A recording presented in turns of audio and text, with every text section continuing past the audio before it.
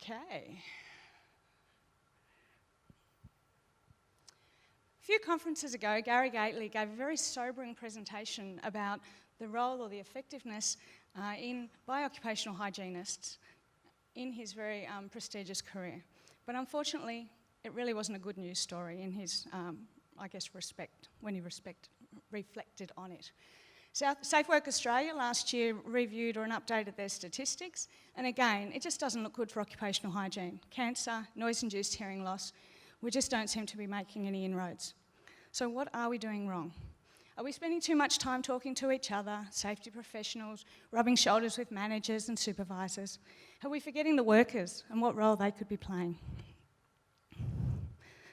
Do we spend too much time telling them, oh sorry, I just realised I wasn't holding this close enough.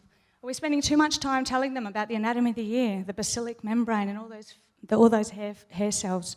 But do they really care? Do they understand what's going on? Or maybe we're concentrating too much on trying to get them to understand frequency and what a noise-induced hearing loss looks like. Do they understand this? Is it something that's focused at them as an audience? Perhaps we're also spending too much time banging on about the hierarchy of control. And we all know it's important, but we keep saying that PPE is at the bottom of the list. But really, workers, that's really all they can control.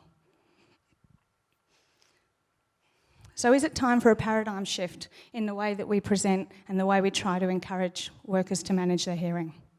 Perhaps a bottom-up approach might be another way to look at things. Perhaps we need to start putting the ball back into their court and show them about the responsibility they have for their own hearing. I know we do touch on this, but can we be doing more?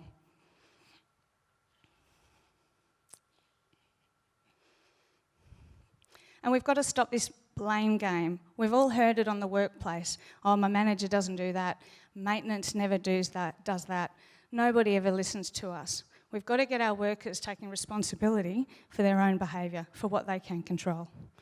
I'm sure we've all seen something like this, and we've all been guilty of worrying sick about things that are outside our control.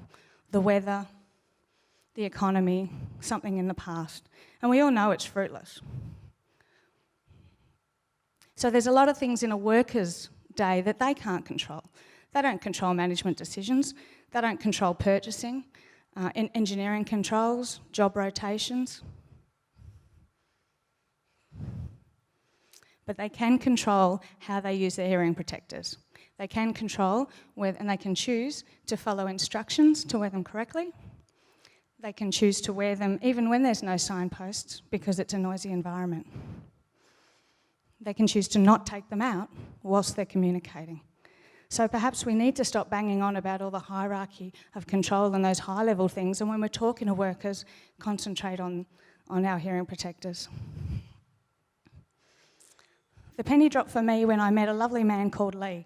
He's been in manufacturing industry for over 40 years now. He's profoundly deaf in both ears, all from noise in the workplace. Now, Lee was born in Birmingham, and he was a toolmaker by trade. And he came out to Australia in 1973, an internal transfer. So he's been with effectively the one business for over 40 years, which is pretty awesome. I had a coffee with Lee, and I asked him 3 questions, the power of 3. The first thing I asked him is, what is your biggest frustration about having noise-induced hearing loss? And he said, I just can't talk on the phone. I hate the phone. I avoid answering the phone. And I suppose I never even thought of that as an issue with noise-induced hearing loss. The second thing I asked Lee was, what was his biggest regret? He said, I did too little too late. I knew that I should be wearing them, but by the time I figured it out, my noise was already stuffed. And the third thing I said to Lee was, what would you do if you could, or what advice would you give your younger self? And he said, don't assume that you can't do your job correctly wearing PPE. And we've all heard it. I need to be able to hear. I can't talk with a respirator on. Lee is an advocate in his business, and he's still working there part-time, spreading this message. So as hygienists, do we need to rethink how we communicate with workers? Things aren't changing or improving, so what can we be doing better?